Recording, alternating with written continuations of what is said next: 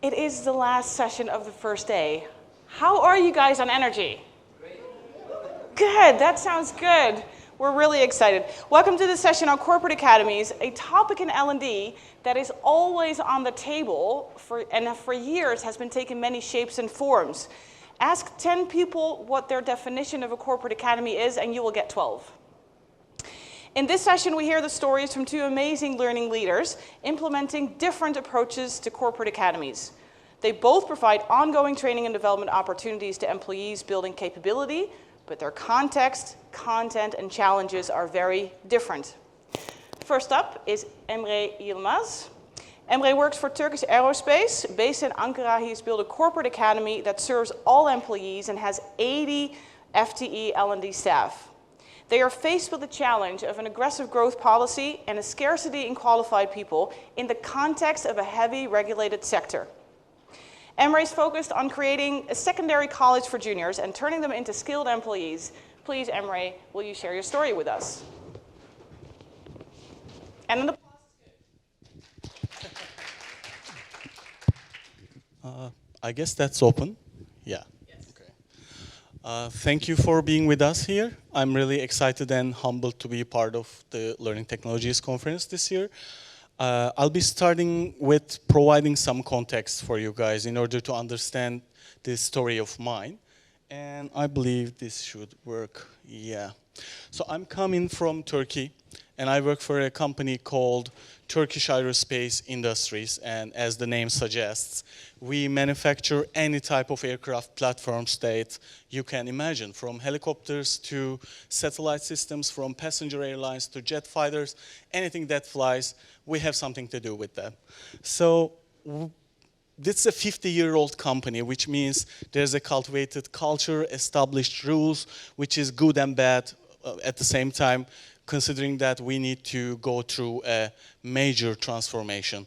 And we have some 14,000 employees, so we have 15 locations around the globe and 8 different countries. We hope to reach 10 countries by the end of the year, so the business is getting spread and business getting more and more internationalized day by day. Also, we have a special interest in education or training, because this is part of the story, and it's not just because I'm here, but the story requires a change in the way we tackle with learning and development challenges. Therefore, I believe I need to put some context in terms of my department as well, which we call Turkish Aerospace Academy. And it's been established in the 80s, so we have been training people in aerospace for a while. So we have some traditions, we have some tools and equipments and also rules which we need to break them all to start anew. It's based in Ankara because it's the main manufacturing plant of the company. Majority of our employee population also resides there. We also have 3 different branches over 3 other countries, but most of the operation is focused around our main plant. And it's something like a school, you can imagine. We have a physical facility to have people. It's not just a name, but it's a real physical academy we have over there. Currently, we are working with 80 full-time L&D staff. They are all tasked with solely with the purpose of providing necessary training services and nothing else. But in addition to that, we have so many stakeholders, as you can imagine. Also, we have a very large training catalog comprised of more than 100 training courses encompassing any kind of training that you can imagine, from engineering to technical trainings, from leadership development to business management. This means we have so many people to train in so many different areas, and this has led us to some major challenges. Back in the time, 2018, I took office. The idea was to align back in the day, the education department that we called, align it with the transformation ongoing with the company. That was the first and foremost challenge we need to address. And in addition to that, we are in a very aggressive growth period, and It's still ongoing, by the way. I'm going to give you some details. So we need to do that by scaling up the things. We need to change things and scale them up at the same time. Also, we have some unexpected tasks as well. We need to take care of some of the job that's supposed to be done by the tertiary education, actually. We had the mission to train people not just for their particular field of expertise, but also we needed to provide them some academic expertise as well for the start, and I'll tell you why in a minute. Also, we need to align all those things with our core business, because in the lack of this, the whole point of that organizational transformation will fall apart. Back in the 2016, we had a new CEO, and he had a dramatically different vision in comparison to what company has been doing for 40 years. So we decided to go from a supplier role in our sector to an original equipment manufacturer role, which you can call OEM. We decided to change our position to be an assembler of the components for the aircraft to the designer of an original aircraft platform. And this literally means you need to start over from scratch, because all the established processes, all the established stuff, team building processes, rules, and the KPIs, we need to change them all. And change means education, as you know. So we were tasked with comply with this kind of organizational transformation. Then we need to abandon our traditional role of being an in-service training provider. And we rather be a strategic partner to business units within the company, as well as for our external stakeholders that we make business together.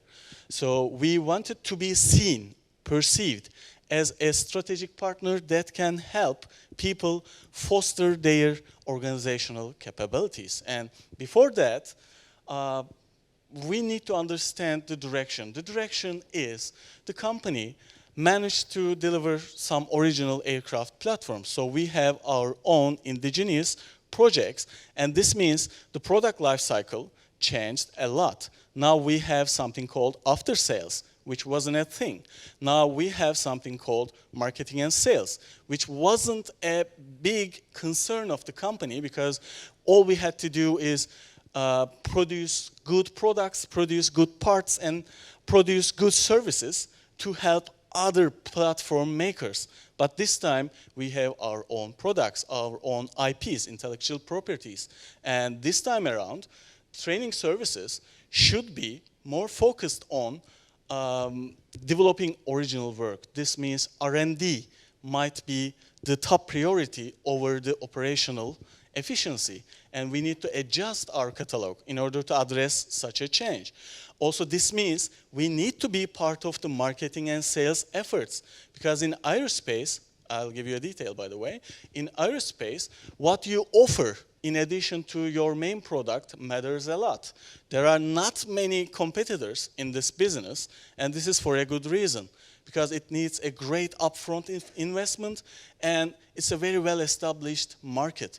Therefore, you need some product differentiation, and it generally comes from not the platform itself, but things around it, like the learning and development opportunities that you present to your clients. So we need to change the direction of the academy in that way. Also, by aggressive growth, I mean really aggressive, because in 5 years time period, the company doubled down on every measurable aspect you can count. Now we have twice the number of people, now we have twice the number of business units, and we had to scale this thing up very quickly. Beforehand, we were in necessity of working with hundreds of different units. We need to provide our services on hundreds of scales, and now it's thousands. This means we need more people. This means we need more efficient processes, and we need digitalization as much as possible. Without happening without merging all those measures together efficiently, it wouldn't be possible now to be able to keep up with the pace of the company. And you see the numbers over there. It's not just a numbers game, by the way. When the increase in numbers are that dramatic, it's also a game about diversity. Because when you just stick with a supplier role, the direction, the disciplines, the fields of expertise, domain of knowledge are determined by someone else. And that someone else generally provides you with necessary materials, necessary experts, and necessary facilities to train your people. But when you start to produce your own original products, this means you need to create all those ready-made components yourself. Therefore, going from 77 projects to 400 projects literally means addressing 77 different fields of education, and now you have more than 400 sub-disciplines to create training courses for. And you have more than 400 sub-disciplines that you need to train internal trainers for. So this is a tough challenge to address. But I can tell you confidently that we managed to keep up. From 30% we went to 80% by drawing the best of the best available talent in terms of learning and development, not in Turkey, but also from the region, from the Europe. We used the leverage of the inherently international nature of aerospace, actually. If something flies, it's a concern of every other government out there. So you cannot be local in aerospace. And that helped a little. So we draw some talent to take care of this change and scaling at the same time. Also, we made use of new investments, which were inevitable, you can imagine.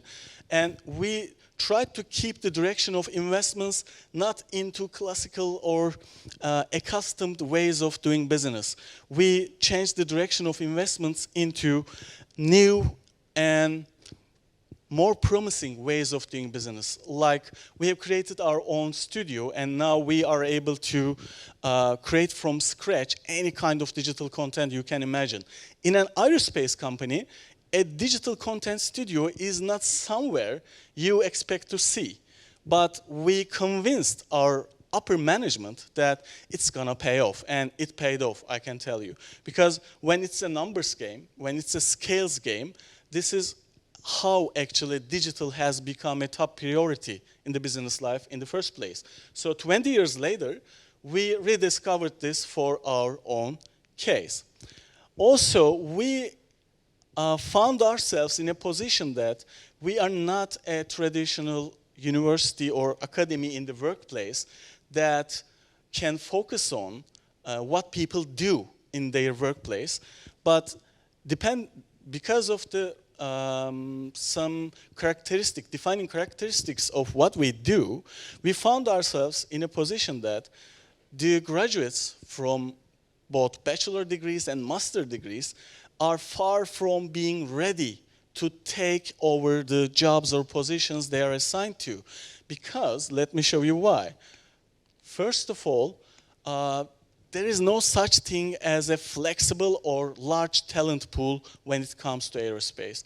Because aerospace is a highly regulated, highly overseen sector, and the expertise is not basically allowed to move between companies or move between countries. So it's not an option to hire someone with great expertise in the field. This is not possible. This is not the case all the time. And also, it's not a well-established industry in Turkey, and also in region, by the way. So this means you need to train what you need, and you need to train them real quick, because the competition never stops, and you have players like Boeing and Airbus and Bombardier and Sikorsky. Those guys have been doing those things for like a century. So this means we need to set up a really efficient way of having the youth ready to take their challenging roles. This is why we perceive ourselves as their secondary university. And even that's not enough. When you occasionally find someone with a great expertise, someone senior, you still have to teach them some, I would say, gimmicks about aerospace, because it's not allowed to get out of the institution because it's classified information. This means senior or junior alike, we need to give everybody education in addition to training. And we have created a network of higher education institutions, both local institutions, top universities in Turkey, but also top universities from around the world. Universities like Cranfield, which is kind of the MIT of aerospace, by the way. It's the best university out there when it comes to aerospace fields, including Cranfield and MIT and also top universities from Turkey. We have created a network. This network serves for the sole purpose of creating custom master's degree programs and custom certificate programs for us. Only in this way we can make sure that our new onboards, new hires, will be part of the efficient workflow in a 2 or 3 months time period. Also, we had to establish 2 different vocational schools. So one for the high school level and one for the associate degree level. So they are named after the company. So we had to intervene with the pre-recruitment era in order to ease our burden after recruitment. And only in this way, we helped ourselves by having people with 2 full years of expertise in our company with our tools and along with our actual teams. And this helped a lot in this way. Now we seldom hire someone else other than our school's graduate pool. So on top of that, we need to change not just the external parts of this pipeline, but also we need to change our entire curricula because it was all designed to be as an integrator. It was all designed to be as a supplier, actually. This means you have the same course, let's say the avionics course. It's the stuff that controls your airplanes, your aircrafts when they fly. So it's mission critical, as you can imagine. But the whole avionics classes were designed to only mechanics that are responsible to maintain those stuff. But now we produce, we design, we test those stuff. This means we had the problem of familiarity, because when people are familiar with something, they are biased to think that they know about it, which they don't. So therefore, we need to conduct some change management process on the way to convince people these new courses will be of essence. So I believe you got the idea, and I can move to our final, but maybe the toughest of challenge, which is integration to business, because it all comes down to this. And in the prior state, the department, the education department, was a very isolated and passive role within the company, which means they used to provide services when someone else asks for it. They provide services only to address compliance or contract requirements. And that put the 30-year-old department, this deep-rooted department, in a position that nobody is calling us for decision-making processes. And I believe someone in this room can relate with that. We need to change this. And this is how we achieved to change this, actually. It's twofold. First of all, in aerospace, there's something we call offset programs. And it basically means whatever else do you offer for your client. Technology transfer, R&D transfer, training their workforce, not just to use your product, but also be experts in this particular field.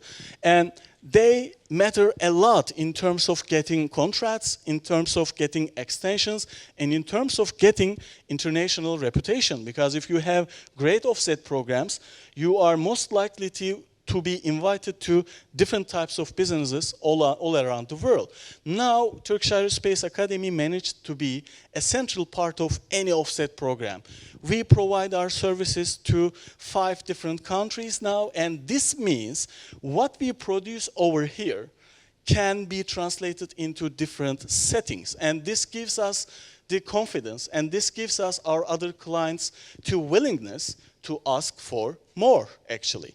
On the other side, we managed to create a separate line of business, not necessarily the buyers of our core business, the buyers of aircraft platforms. Now we are free to, and we are able to, market our own learning services. And we have active buyers, which means that we somehow figured out what's demanded and what's of quality to draw the attention of potential or prospective clients in that manner. So as you see, we have classified that under 4 categories. I don't want to dive into it, but the thing is, at the end, from a passive role, now the academy is positioned in a way that we are part of the core business. Either it be the platform itself, but also we are part of the core business because we generate revenue without any actual aircraft platform sale. So this is the future directions, because there is still so much work to do, starting from a traditional role, going to what you call a corporate university is a never-ending process, actually. So we managed to be a go-to name in a nationwide scale, and our purpose is to translate into an international scale, starting from Europe and Middle East and also Southern Asia. We want to assume a role of the go-to learning services provider, primarily for aerospace people and also anybody from the business of related technology.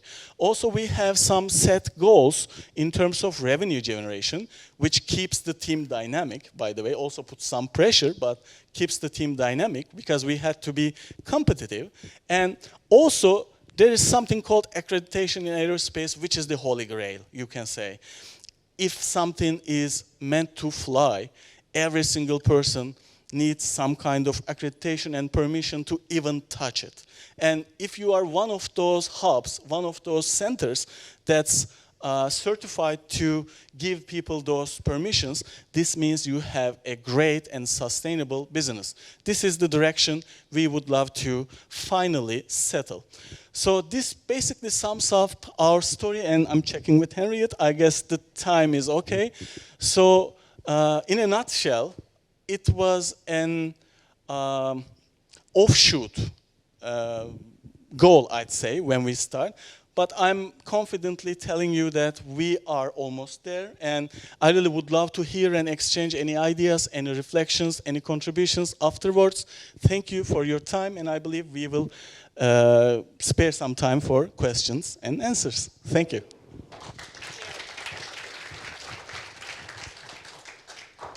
What we wanted to do is make sure that you get both stories before we go into the Q&A. So if you have any questions, remember them and save them for the end, because we're curious, and these guys are curious to answer them. But at the end, we're going to have a round of questions for both of the stories. And in the meantime, I wanted to ask some clarifying questions for you, Emre, if that's all right.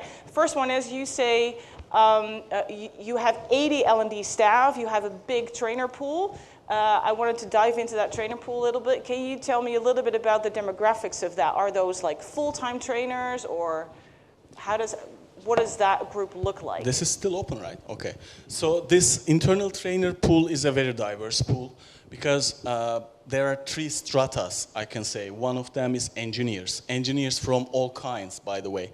And their primary responsibility is to do design, analysis, and test, but as well as help us develop the new hires in order to follow their instructions and also surpass them, actually.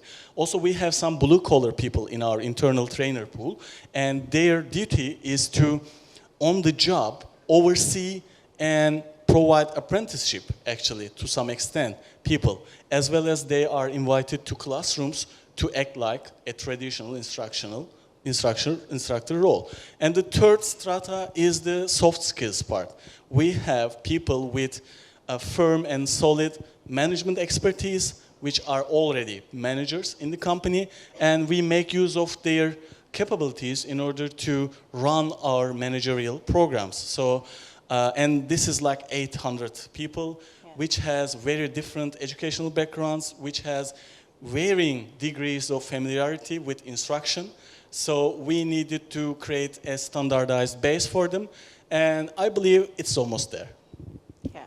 You're using the knowledge that's in the organization, but you formalized it by using it by calling it a trainer pool. Yeah, as I said, the knowledge cannot escape, I'd say, from an aerospace institution. It's not simply allowed, and you cannot find tutorials or external learning providers for your aerospace people. So it's a confined knowledge. Therefore, the internal trainers are of utmost importance because they are the living memories of the institution, and we make every possibility work in terms of disseminate their knowledge and make sure that this transfer of knowledge is in line with our pedagogical concerns. Yeah. Yeah, we talked, of course, in our preparation also about the complexity of the fact that you cannot just go out there and buy something. And you talked about the massive amounts of content that you guys have to create on the shelf. Yeah. But you also are in a regulated sector where things change all the time, and then you have to go through all those content bits again. Can you tell us a little bit more about that approach? Yeah. The business in aerospace is generally in the measure of millions, but most likely billions of dollars. When you pay that amount of money, you could be really demanding, by the way. So as a buyer, you can demand almost anything. And one of those things you demand is what you have depicted. It's called life cycle support. When you buy a product, you want to make sure that it's gonna run for at least 50 years, and in 50 years, it's gonna change a lot. So the institution you make this purchase from should give you the impression that they will be there for you and they will be there with necessary tools to keep up with the changing trends.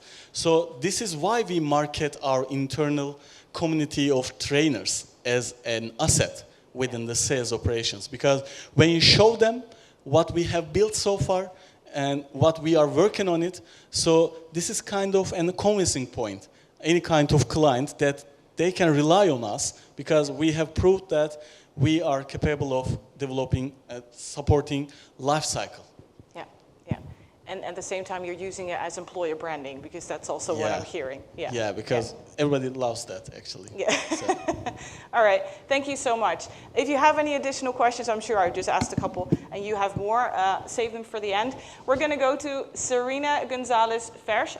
I've practiced this. Serena works for Software One. She's responsible for talent management within the organization, including the Academy for Entry-Level Learning and Talent Management. She uses the Academy as a vehicle to find, develop, and retain talent in a market where there's also a scarcity in qualified technical people. Serena is heavily focused on business value, which in this case means how quickly can we get the new talent to become billable? How do we reduce the cost of the talent pipeline, and how can we reduce attrition? Please, Serena, share your story with us.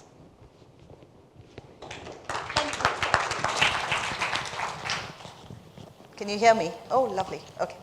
And thank you all also. I am very, very appreciative that I'm the only thing standing between you and drinks. So I'll keep this brief. What makes me different from Emre first? I do not head L&D for Software One. The Software One Academy is a standalone corporate university, and I'll tell you a little bit about it. What I also do, as Henriette said, I'm the global head of talent for Software One, so I've got succession planning, workforce planning, high performance management, performance management. And I will hopefully tell you how all of these touch upon each other. I'm also hoping that even though you as L&D leaders are probably thinking, what has all this got to do with me? You'll find nuggets within this that you can take back to your organization, and I'm very happy to answer any questions on this later. So it's not, it's no secret, right? There is a huge gap. You pick up a Gartner study, you pick up any study, the gap between the demand for and qualified technical talent is vast. And it becomes a sort of revolving door. So if you're in countries like we are, Software One's in 90 countries, and if you're in countries like in India or in Brazil, where attrition rates are between 30 and 60%, it becomes a bit of, like I said, a revolving door. So for a little bit more money, a developer will keep moving, and then suddenly you've got people with not enough qualifications, not enough experience, making a lot of money where there's scarcity, who you still then have to train again in your business context.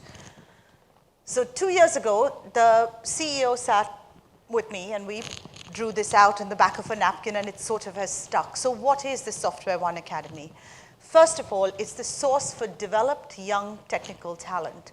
So we source, recruit, incubate and develop, that's the learning bit, and then transition to the business entry-level talent. We are not a training provider. We are not let's train 50 and transition 10 to the business, so we're not an internship program. We are directly connected to business needs, and we are directly connected to talent targets. And so what we train is who we then transition to the business. We're part of the workforce planning, so I look at it from both sides. So the way I have divided workforce planning in the organization is I say 30% of all technical hires will come from the academy. 30% will be young talent. We will give back to the world what we're taking. And everything is customized to the function, to the service line, and everything is focused around, as Henriette said in her introduction, reducing the time to competency, reducing the time to billability, decreasing attrition, and increasing retention for people. And then this side is what we do in addition. And I tell you honestly, as learning leaders, I've spent over 20 years in L&D. In a month's time, I'll have a doctorate in it. This bit is easy for you to do, both from an employer branding, but also from what we give back as learning professionals. So we have partnerships with local and central government education institutes. We are part of the EU's Erasmus, Pact for Skills, EAFA programs. And then we have partnerships, so I'll talk a little bit more about One Impact and Springboard. We're also a think tank for Software One. That is in its infancy stage. I think there's an ambition. I would love it if we are one day the Deloitte universities or the McKinsey Institute of the tech world. But slowly, we're getting there very slowly. And we are also the ESG face of education philanthropy. So that means everything I teach people, I give them the opportunity to then try in a school by running a hackathon, or a tech teens program where we do boot camps somewhere in Costa Rica or in Mexico. So that's what the academy is. And that's our organization structure. So this is sort of where I sit. I mean, there are 3 pillars. All of these people report to the CHRO. The centers of excellence are Comp and Ben's, L&D, talent acquisition, HR tech, and I look after talent management and the academy. There are 4 regional HR leads, which again, so these are 5 of us, those 4 of us, and then those 3 people report into the CHRO. That's where we are. So we're currently in 16 countries. Software One is in 90 countries. We will be in about 25 by the end of the year.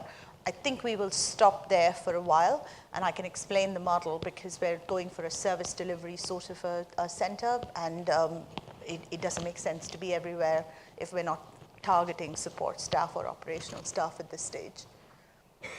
And that's everything we offer. So we run school outreach programs, apprenticeships, internships, partnerships with education charities and government schemes. We recruit to on-campus and university. We don't look for Ivy League. We don't look at top-tier colleges. We're looking at community colleges. We're looking at kids who wouldn't necessarily have a chance at that first step into a career in tech. And then, of course, in community through referrals. And we're in a lot of countries where the referrals have made a huge difference. And there are some very, very heartwarming stories I take with me each night. And that's everything we offer. Guided technical, language, soft skill, and business skill learning paths, which includes a mandatory core consulting skill, because I think it's a skill that absolutely everybody needs to have now. We have a 12-week Academy Incubator program. Everyone is looked after by tech mentors. And there are lots of client shadowing and challenges and case studies that we do. We do some of this in partnership with Microsoft Philanthropies, some of it in partnership with AWS Restart and Educate. I sit on the advisory board of AWS Restart, and a lot of the things that we do is about changing learning from classroom to experiential and giving people a chance to get their hands dirty before they actually get deployed on a client project. And we did that, and this is so easy to do. So we are in partnership with One Tree Planted, and for every academy and normal recruit coming into Software One, we plant a tree somewhere in the world. We get to pick the project supporting biodiversity and reforestation projects. So far we've donated, it's $1 a tree. So far we've donated over 3,000 trees in the last year and a half. It's something to think about, right? It's not a huge chunk of an L&D budget, and you can so easily tie it into something about how many, whether you measure in learning hours or whether you measure in terms of business outcomes. There are ways to tie this in.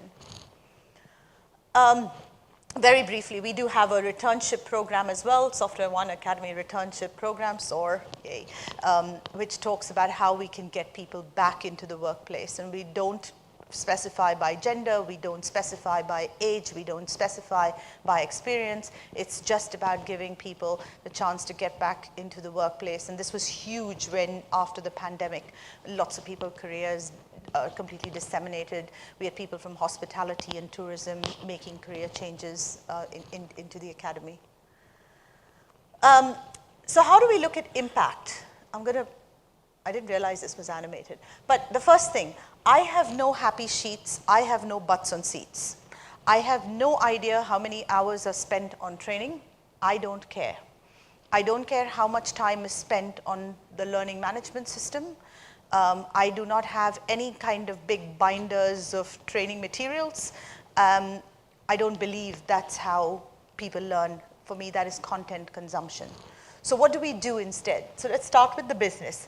All our learning outcomes are tied to business metrics, and I'll show you some of the metrics later. Billability is a very good example. Retention is another one. Time to competency is the other, and the average number of clients or calls taken is another, but we'll talk about that. Every learning artifact is therefore tied to a business need. If the business doesn't, if I can't make the case to a business that the role is it's needed for the role, and conversely the business can't make a case, the business can't make a case to me that it's needed for their business, there is no learning that developed that happened. And of course, like I said, it's tied to workforce planning, recruitment, etc. Nobody is hired without an accompanied learning path. So before we do the hiring and before we do the designing, we sit down with the business and go at the end of 3 months if it's a developer role, a bit short if it's managed services or an operational or a procurement role, different if it's a sales role. We sit down and go, what does productivity mean for you on day one after the academy? And then we back build, and if you sat in Charles Jennings' session just now, we back build our curriculum from the end goal of business performance. And it's therefore personalized and experiential. And then this is what I just said, everything we do, you can completely have learning that's good for the organization and good for society, and it does then tie into your employer branding program. It's a great story to tell. So breaking those down, the first one, let's just quickly talk about, so our typical learning journey. I know you can't read this, neither can I. I couldn't find a way to get this there, but the main important thing is the little legend in the corner. But you'll see this is a managed services participant experience. You can see from week 1 to week 12, and there you'll be able to see what we do. So there's online labs, learning. People have the opportunity to work in squads or teams. There's time embedded to meet with your mentor. There is both your role-based curriculum and the universal curriculum, core consulting skills being one of them, that I believe that everybody should have: critical thinking, problem solving, confidence in the workplace.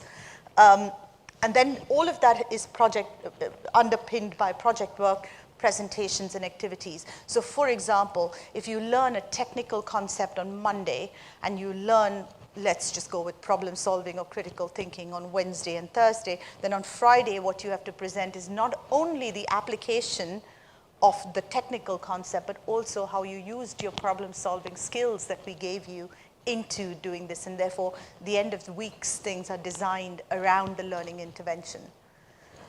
We do have assessments. This is especially important for our customers because they need cloud certifications at the end of it, and so we need to assess progress before we deploy them. And then that's our universal business essentials curriculum, and then you can see this is more easy. So productivity, professionalism, yourself, your mindset, your core consulting skill, your feedback, all of the things that would help somebody take a step back into an organization. I spent, in the 20-odd years of my, more than 20 years of being in L&D, I've spent it both as a client-facing consultant for IBM and KPMG and as an internal head of function. And I remember the tech consultants of old. We used to call them crane consultants. You know, they sat and they typed, and at the end of the project, a crane picked them up, and they sort of went there, and they sat there and typed. And if a business person asked a question, they'd look at them like they were crazy. You mean you don't understand this? SAP is a great example. Ask a tech guy, he'll tell you what every button on that screen does. It doesn't matter if the client needs to use 3 to get the job done.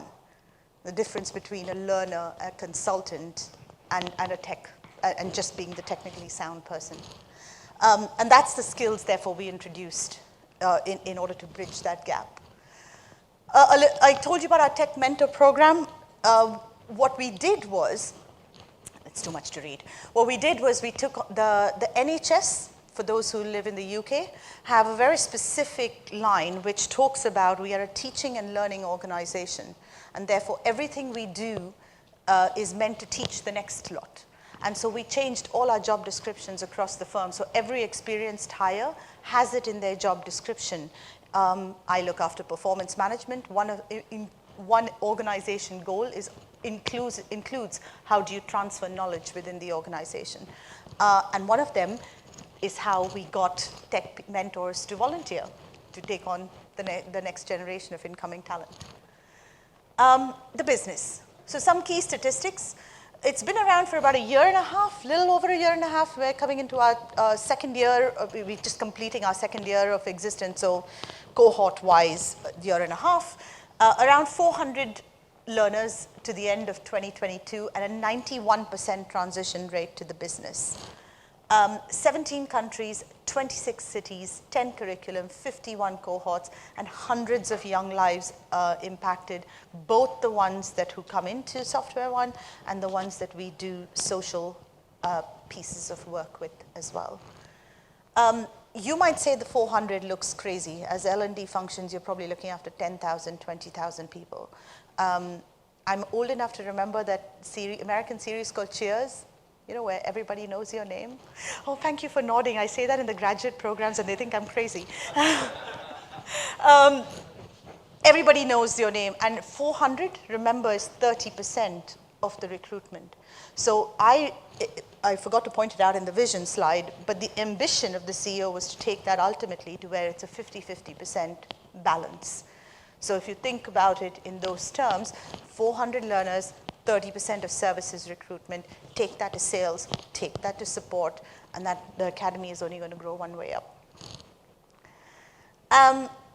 This is the bit which I was telling you. So we actually took only business measures. So I don't know if people like the bacon butties we gave them for breakfast after their onboarding. I don't know if they thought that my video was whizzy. I don't know how much time they spent on the LMS flicking through the GIFs. I don't know what's on the LMS. That's what I know. I know that we decreased the time to competency by an average of 40%. So we took the people who entered managed services after the academy, and we took the people who we hired with 1 year experience, and we looked at, with the academy 3 months training, the opportunity cost of them being less billable for the first 3 months, the salary difference in somebody hired with 1 year experience, and we came up with a 40% decrease in time to competency. It wasn't fun to do, Software One has done 21 acquisitions in 3 years. Go try finding data. A reduction in attrition, this we're particularly proud of because you can see this in India and Brazil. So we measured up to 15 months, in some countries 18 months. We stopped at 15 months because after a point, it's not the fault of learning that people don't stay. I think the environmental factors, and I think there's a couple of speakers who've spoken about that today, the environmental factors surrounding an organization of why people stay, why people learn becomes important. Shorter time to billability, SAP in the cloud, that was interesting. Our global knock, 350% increase in productivity. So again, you compare how many calls does this guy take after the academy compared to somebody with 1 year experience. And they were taking 7,000 more calls a month with a 0.04% escalation rate. And if you know anything about the people who you call and raise tickets, that is a pretty good number. We calculate the cost per learner. I'm going to move very quickly. And this is important because I include my salary and the salary of my team in the cost per learner. I want every one of us to be aware that whatever we spend, whatever we do, impacts real people's lives. And we are a cost. That means there are fewer people possibly that could be trained in the organization if we don't look upon our spending. So that cost per learner, it includes all our salaries, my team of 8. And very, very quickly, almost done, our partnerships and reach, I think I mentioned this. So what we do here is we have something called a capstone program. Our One Impact team, which is our social project management team, so their customers, they're commercial, but their customers are all charities. Microsoft gives, bear with me, it sounds like money laundering, but it's not. Microsoft gives the charities money. The charity have to spend it on Microsoft products. Software One implements the products, and we get a piece of that money for the implementation. If we use academy graduates, it means that more kids can get the opportunity to try their hands out on an actual client project that's low risk and boxed. And a charity gets to use Software One where they wouldn't normally have had either the budget or the chance to. And finally, another thing we're quite proud of, the IT Skills for You is our partnership with AWS Educate and AWS Restart, where our current project is the training and placement of Ukrainian technical refugees, and we have placed them already in our DACH and Polish practices, and I'm actually quite proud of that because we did solve internal business problems and we truly gave back to a very current time. I think some other partnerships we have, and that was it. This is some pictures of all of us all around the world and things we do. I think what I want you to take away from this is that learning can operate on many different levels, doing many different things. This is an entry-level case study, but I'm sure that you can find elements of this that can be adapted to any level within the organization and any principle of learning that you have. And at the end of the day, the goal for all of us is to better business performance. So working backwards from that always helps. Thank you.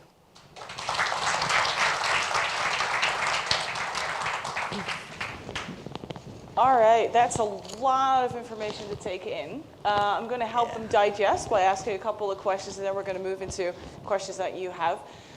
First of all, what I love about your story is the business metrics, right? Because I cannot tell you how many organizations I went into that I got Friday emails that said, we have this week done 350 training hours or 750, and I asked, what are we really measuring?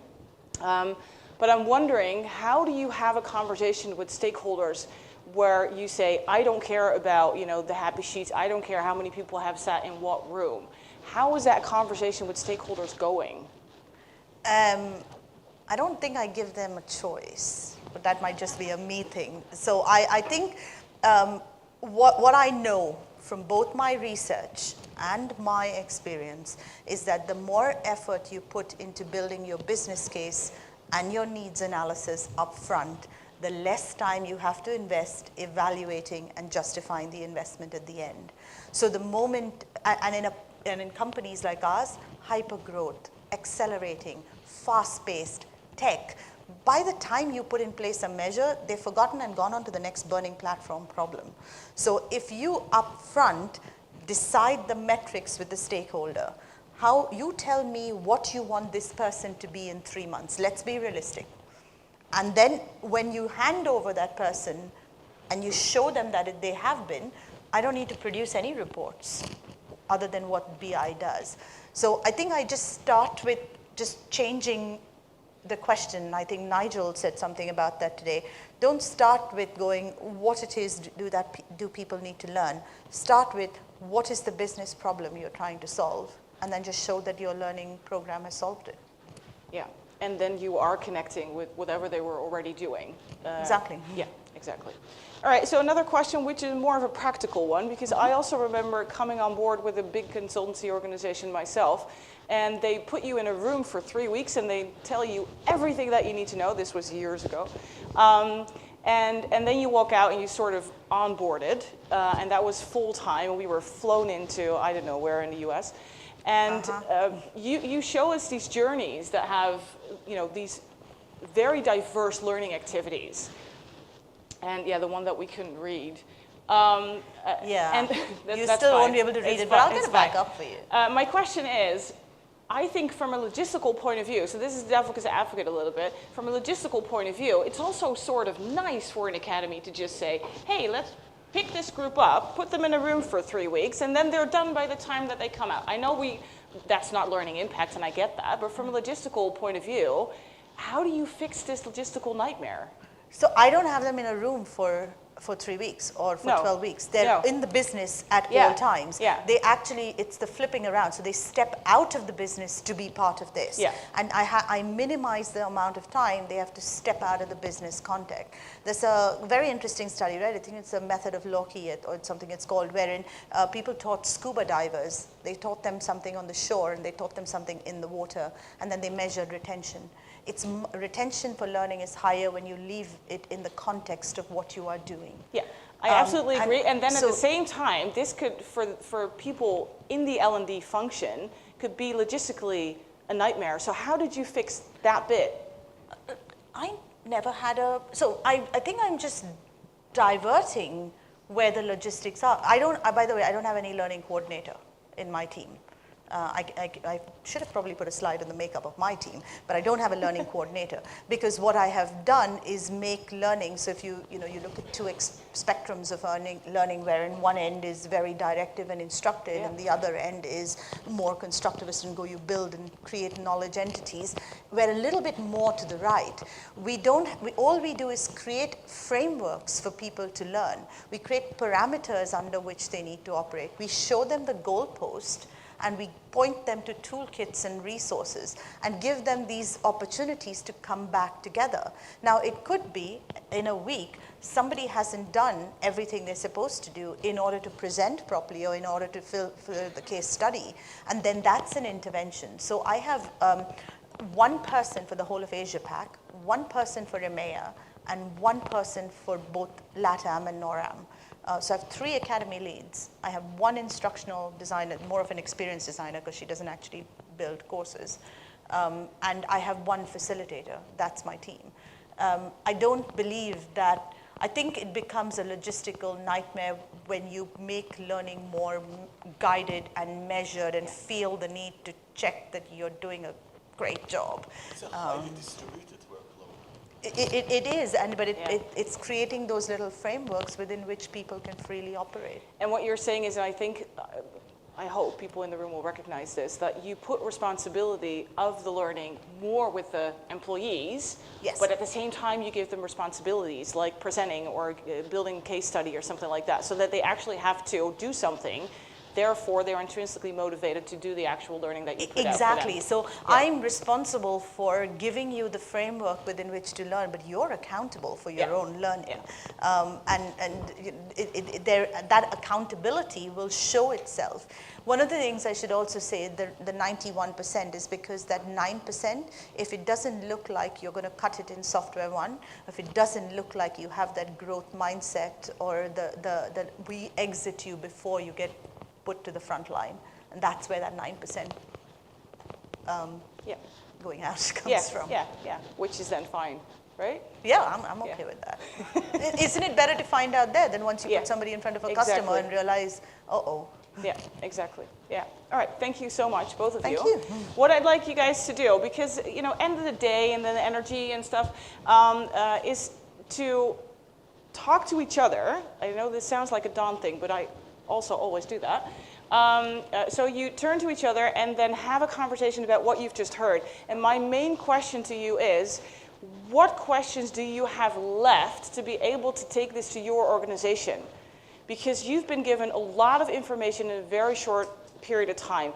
Take a little bit of time at the end of the day to process that and then think, what questions do I have left for me to be clear enough about this that I can take it back to my organization?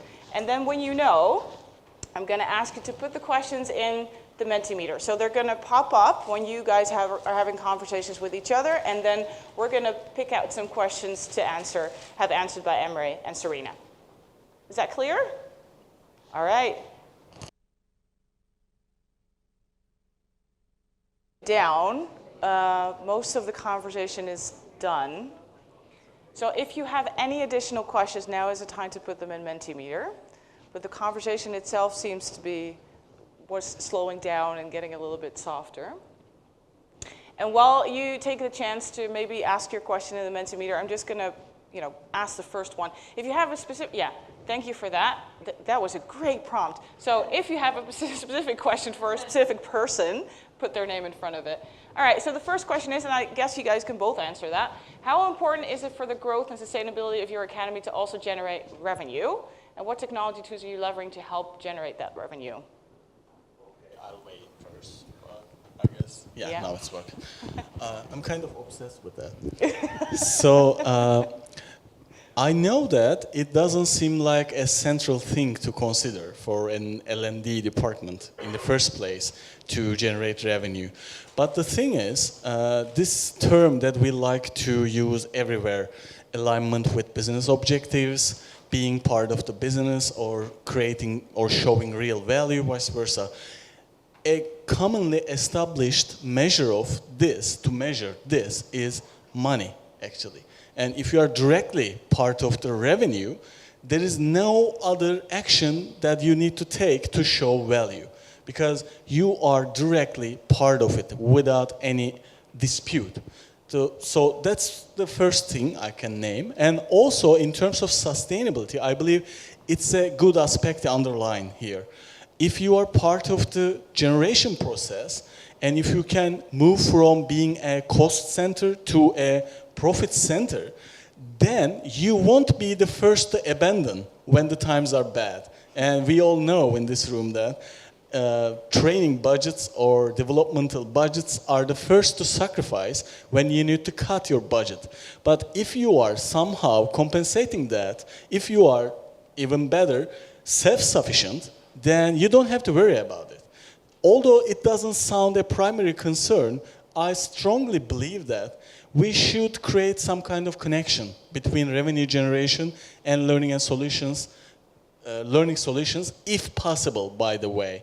I don't think that it can be generalized to all cases, but when it's applicable, I believe this is a way to follow.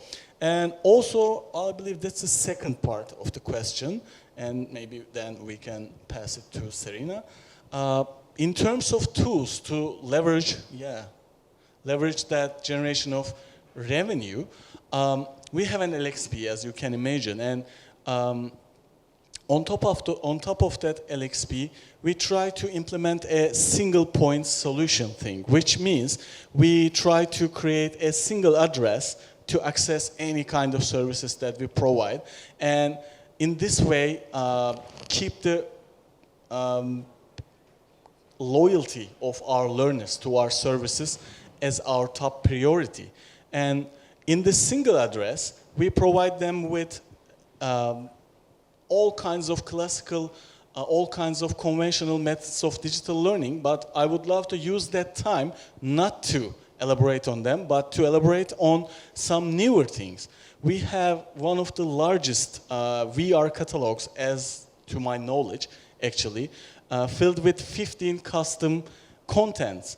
So we have invested heavily in VR space because most of the dexterity skills matter a lot in terms of our core business. And it's a great place to practice them. It's a cost-efficient way to practice them. So this VR catalog is also presented via the single address, and it's actually accessible via mobile phones in certain cases. That doesn't require to wear some kind of that weird goggles that you know.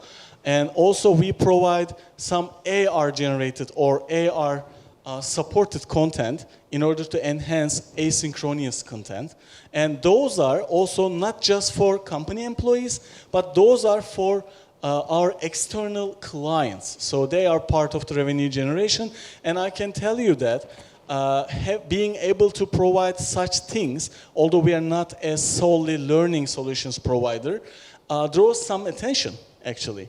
Because classical ways of doing digital learning happen is not a convincing point for your prospective clients. And I believe we can hear from Serena as well.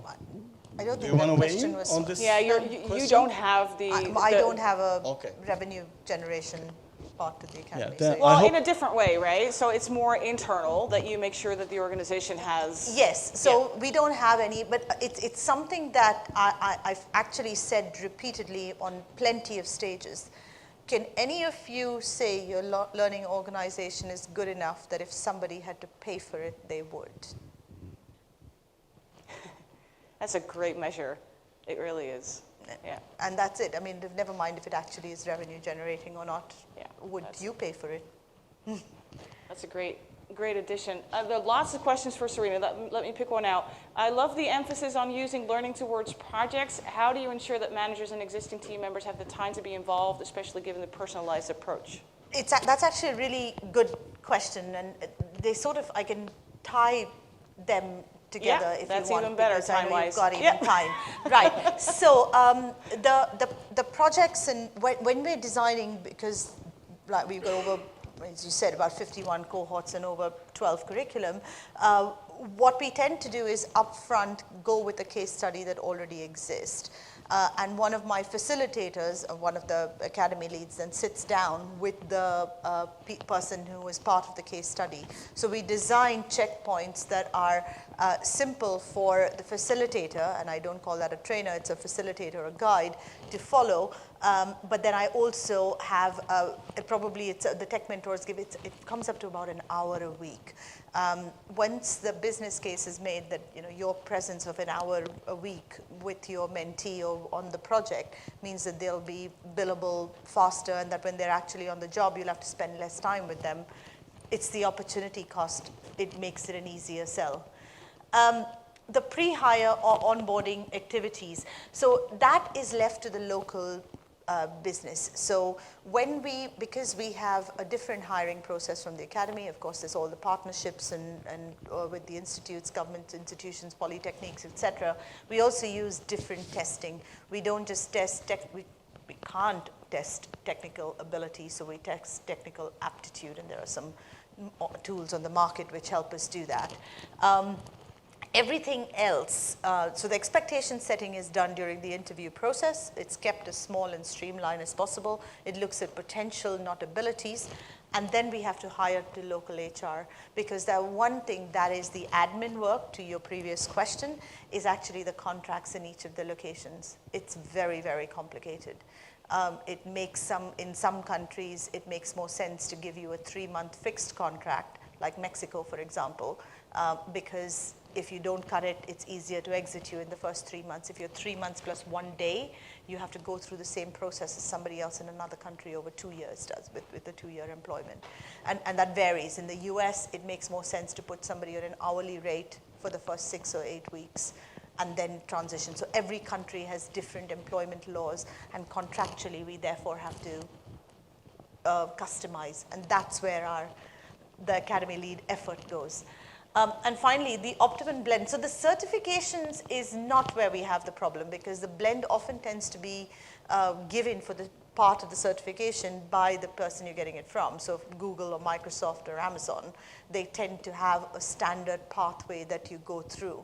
What we do is de-emphasize the importance of that structured pathway and move you on to experiential as quickly as possible. So yes, you have all the structure and you follow the blend to whatever extent you need, but because we're pragmatically putting you straight on trying out the stuff you're doing, it tends to have, I have to make less decisions in that sense. It ties in quite to the learning projects there. I think that's all my questions, right? Yeah, and well, I love how you did that very quickly, even for me not to catch up with that. I don't know about you guys, I would love to stay for another hour in this room and ask as many questions as we can. Unfortunately, our time is up. So if you have a question, put up here. It's not answered yet, although Serena did a magical thing there. Come forward or meet us at the drinks. I'm sure we're all going to be at the drinks for a bit. Thank you so much for your attention. I hope you've had a lovely day, and this was a banger to go out with, and that you have a lovely day tomorrow as well. Thank you so much for coming.